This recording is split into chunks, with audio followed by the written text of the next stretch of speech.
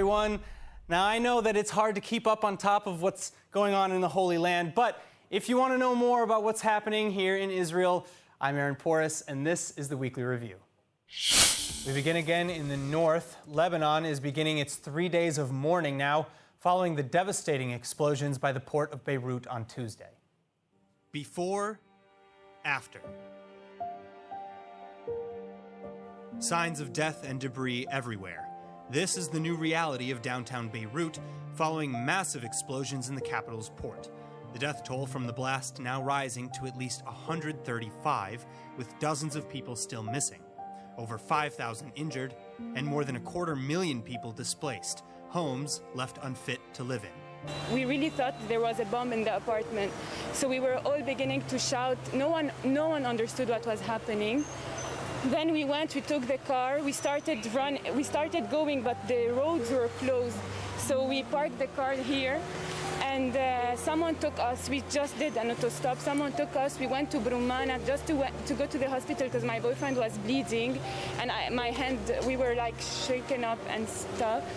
Then we went to the hospital. Hospitals couldn't take us. There were like no rooms anymore, nothing. We went to another hospital outside of the city, and it was like people forgot about Corona. We were just bleeding. Everyone was bleeding. We couldn't move in the hospital. No one, people were helping each other. Doctors did not. It was in my case. My hand is broken. I think they told me it's not urgent. There are many more urgent cases, and it was horrible, really. Meanwhile, as Lebanon struggles with this tragedy on top of an ongoing economic crisis and the coronavirus, many countries around the world are showing their solidarity, sending aid and emergency response teams, especially with several Lebanese hospitals having been hit by the blast too. Israel, for its part, putting politics aside, the Tel Aviv municipality building lighting up with the Lebanese flag in accordance with solidarity practices for tragedies around the world. It's a very kind thing to put this flag on this building. I like to watch it. I think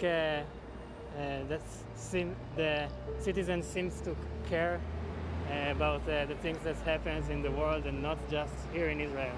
What can we do than hoping for the best, you know? And like I said earlier, I really just hope that they will accept this aid, this support from Israel. Then going beyond rhetoric, Israeli leadership also working hard to transfer medical equipment and aid to Lebanon via UN intermediaries. Prime Minister Benjamin Netanyahu saying that Israel differentiates between governments and people. ראשית, אני שולח בשם ממשלת ישראל תנחומים לעם בלבנון. אתמול היה בלבנון אסון גדול מאוד, ואנחנו ערוכים להושיט סיוע הומניטרי ללבנון כבני אדם לבני אדם. As for the cause of the blast, Lebanese leaders are ruling out any sort of attack, shifting blame instead to negligence. Over 2,400 tons of highly explosive ammonium nitrate allegedly was stored improperly in a warehouse by the port, supposedly belonging to Iranian proxy terror group Hezbollah. The material had been in the warehouse for 6 years, though, after being confiscated by a Russian cargo ship in 2013. Customs and port officials having asked several times for it to be removed for this exact reason. Still, several Beirut port officials are being placed under house arrest as the Lebanese authorities investigate further. Some experts, including from Israel, adding that cheap pyrotechnics are likely to blame, supposedly going off due to the heat and igniting the explosive ammonium nitrate stored next door. In related news, the tragedy in Beirut on Tuesday is drawing renewed focus and criticisms against Iranian terror proxy in Lebanon, Hezbollah. The terror group has been actively stockpiling Iranian precision-guided missiles and other such munitions for years, including through the port of Beirut. In fact, Israeli sources and military experts report that Hezbollah has established nearly 30 missile launching sites in Beirut itself, while managing several weapons storage facilities in Beirut and other population centers. Hezbollah also maintains its own private terminal at the Beirut port, through which they regularly unload weapons that do not undergo customs inspections and are then stored at the port for undisclosed periods of time before being distributed to Hezbollah bases and storage facilities across the nation. In related news, the massive explosion last night at the port of Beirut is now raising concerns back in Israel over another apparent powder keg. The petrochemical and ammonia storage facilities nestled in the port of Haifa are returning to focus. Israeli media pointing out that anyone who sees the disaster in Beirut should understand that it could happen here too. As the Haifa Bay hosts huge fuel tanks and a bromine and ammonia reservoir, the Haifa Environmental Research Center likewise is reporting that 1,500 aggregate risk areas and 800 types of dangerous chemicals lay in the Haifa Bay in factories right next to our bedrooms. While the Knesset Internal Affairs and Environmental Committee is now planning to discuss the topic, Likud MK Gila Gamliel is also calling to remove the dangerous chemicals from the bay within 5 years and to clean the area within 5 years after that. New coronavirus guidelines are being handed down ahead of the weekend. Coronavirus czar Professor Roni Gamzu going live today, directly addressing the public with dire warnings. Nittany Manson reports. המטרה של ממשלת ישראל היא להוריד את התחלואה לרמה של מאות לכיוון של הראשון בספטמבר. זאת משימה קשה מאוד, מטרה קשה מאוד להשגה, אבל זאת המטרה. צריך להבין שזה חשוב לא רק בצד הבריאותי, זה חשוב גם בצד הכלכלי. בסופו של דבר, הכיוון הוא שכרגע במדינת ישראל אנחנו מחכים עם צעדים דרסטיים של הגבלות שכאלו, מתוך הערכה של מצב החברה ומצב הכלכלי. This is our last chance. Israeli coronavirus czar Professor Roni Gamzu telling the public that if the morbidity rate doesn't drop fast, Israel will be obliged to consider restrictions, including possible local or nationwide lockdowns. The Health Ministry's Director General, Hezi Levi, likewise acknowledging that the lockdowns are a tool that can dramatically reduce morbidity, but at a dramatically high price that no one wants to pay. The opposite, Israel looking even now for ways to reopen the economy as much as possible, weekend virus restrictions being greatly reduced, and international air travel being set to resume with green countries by August 16th. Public parks and other such outdoor areas are also set to be reopened by the weekend. Meanwhile, Professor Gamzu outlining his new policy for so-called red and orange cities in Israel, including the use of IDF and Homefront Command. סגירה של ערים כאלו ברמת סוציו כזו לא תמיד עובדת. היא לא עבדה בפעמים הקודמות. ולכן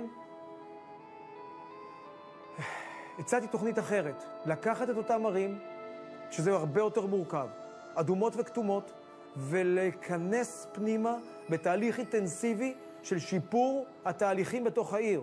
The spread of COVID-19 is still rising at an alarming rate, though. Total cases in Israel increasing by nearly 1,700 in the past 24 hours to a total of over 78,500. 24,576 actively sick, 345 in serious condition, and the death toll holding steady at 569. One attack begetting another. Israeli forces have now responded to the latest attempted terror attacks originating in Syria. A rare admission. Israeli authorities confirming that IAF fighter jets and attack helicopters struck several military targets in southern Syria overnight. The targets including Syrian Air Force observation posts, intelligence collection systems, anti-aircraft batteries, and command and control systems. אנחנו פגענו בחוליה ועכשיו פגענו גם במשלחים. אנחנו נעשה מה שאנחנו צריכים כדי להגן על עצמנו. אני מציע לכולם, לרבות חיזבאללה, לקחת את זה בחשבון. אלה לא אמירות סרק, אלא אמירות עם משקל כבד של מדינת ישראל וצה"ל. כדאי שיתייחסו לזה ברצינות. The attack follows an attempted improvised explosive device bombing on Sunday by yet unnamed militants who crossed over from Syria. And though the militants are thought to be Iranian proxy militia, not Hezbollah, Israel holds Syria responsible for the attacks emanating from their territory. גם לא נחים לרגע בנושא הביטחון. אתם ראיתם שסיכלנו, צה"ל סיכל ניסיון של חבלה בחזית הסורית. פעלנו אתמול מול רצועת עזה, מול ירי סוררים, וכמובן העניין עם לבנון עדיין באוויר. אנחנו נפגע בכל מי שמנסה לפגוע בנו. Now the militants in question crossed the Alpha line between Israel and Syria, approached the security fence hundreds of meters into Israeli territory, and planted a bomb. Israel, responding to the attempted attack, reportedly killed all 4 militants. Then the next morning, IDF sappers went to disarm the explosive left behind, during which time they discovered more bombs in what looks like a small children's backpack. Despite the Israeli retaliation and successful thwarting of the Syrian attack, though, concerns are rising that more violence is on the horizon, especially between Israel and Iran's terror proxies in Lebanon and Syria, like Hezbollah. Hezbollah leader Hassan Nasrallah having vowed revenge for the alleged Israeli killing of a Hezbollah operative in Syria last month when Israel targeted Iranian proxy forces. The Lebanese-based Hezbollah having already launched an attempted infiltration in late July, leading to one of the most intense exchanges of fire between Israel and Hezbollah since 2006. Now, the incitement to murder Prime Minister Benjamin Netanyahu and his family is breaking records. That's the headline on a video posted on the Premier's Facebook, Twitter and Instagram pages. The clips shows a range of examples of incitement against him at recent anti-government protests. The hateful imagery shows graffiti on a wall that reads "Death to Bibi." It also shows a screenshot of a social media post that says, "I wish Yair Netanyahu will be orphaned by his two parents soon," referring to the Prime Minister's son, and an image of Netanyahu in a noose. This as a nearly 15,000 strong demonstration packed the streets of Jerusalem overnight. Aaron Parish reports. One by one, upwards of 15,000 Israelis poured into Jerusalem's Paris Square Saturday night. The massive crowds, at times taking on a festive character, peacefully but loudly calling for Prime Minister Benjamin Netanyahu's ousting and an end to alleged government corruption. It's one of the biggest demonstrations in Jerusalem since people gather here to protest, to say we had enough. Bibi, Benjamin Netanyahu, the Prime Minister, is corrupt. He's not capable of leading, he's not capable of managing the country anymore because he's so much involved in what is going on with his trial. He's only centered in this. He's not caring about the people, he's not caring about the citizen. He can't do anything. But taking a positive turn from protests last week, violent outbursts were practically nil this weekend. Police, appearing to soften their stance, even allowed protesters to remain in the square until around 1 a.m. before moving to disperse the crowds. Of those that refused to leave, some were removed with force, about a dozen being detained or arrested, several protesters again alleging police used a lot of aggression while carrying out their orders. Still, demonstrators vowing to continue, whatever it takes. In the meantime, on the other side, the latest to come under fire for threatening the protesters is none other than Prime Minister Netanyahu's son. The 29-year-old Yair Netanyahu has been summoned to appear in court today for threatening harassment. This after calling for protests outside the homes of the Black Flag demonstration's organizers. Organizers alleging that they received a torrent of threats following Netanyahu's call on Twitter, complete with an attachment revealing names, addresses, and birthdays. In other news, the economic fallout of the coronavirus pandemic is wide-reaching and severe.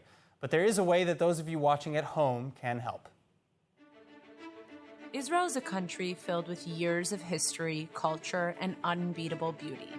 Today, we're going to take a deeper look into 3 major cities in the Holy Land: Jerusalem, Bat Yam, and Tzfat. All 3 of these hold their own unique aspects to them, whether it's their history, markets, beaches, or mountains. But unfortunately, not everything that seems beautiful on the outside describes the truth on the inside. Well, Jerusalem, as we all know, is the capital city of the State of Israel. It's also the capital city of the Jewish world. And it's a beautiful city. It's a city which is 3,000-year-old, of incredible innovation, of incredible infrastructural development. But unfortunately, Jerusalem is a city with many contrasts. And one of the hidden things that you don't see when you walk around on Jaffa Street is the incredible amount of poverty that there is in this city, especially children going hungry. So the city of Jerusalem, of course, has an obligation to take care of its almost 1 million citizens. We're the largest city in the country. We have a welfare department that works not alone, but with non-profit organizations that have dedicated their lives to combating poverty. And one of the organizations that we work with and that we're proud to work with is Yad Ezra Shulamit, because this is an organization that's been dealing with hunger and poverty for many, many years. It's their main focus, and unfortunately, we need them to be our partners here in our city. Tzfat is not only one of Israel's holiest sites, but it's also one of the northernmost and elevated cities in the country. And considering tourism has come to a complete halt due to the coronavirus pandemic, many of the people that live in Tzfat have unfortunately become unemployed and in need of major help. The coastal city of Bat Yam is just a 10-minute drive from Tel Aviv and is home to some of the most beautiful beaches in the country. Often, this city is overshadowed by cities like Herzliya and Netanya, but Bat Yam has its own special charm to it that people can feel instantly once they come for a visit. On the outside, the city might look beautiful, but the struggles are just as real here. The last few months with the corona crisis has been especially difficult. We have a whole set of people who were never poor before and now have fallen into poverty. And of course, the children suffer more than anybody. And so we have so many friends and supporters abroad who love Israel. And I turn to them at this time of need to help organizations that are helping feed people on the ground every single day.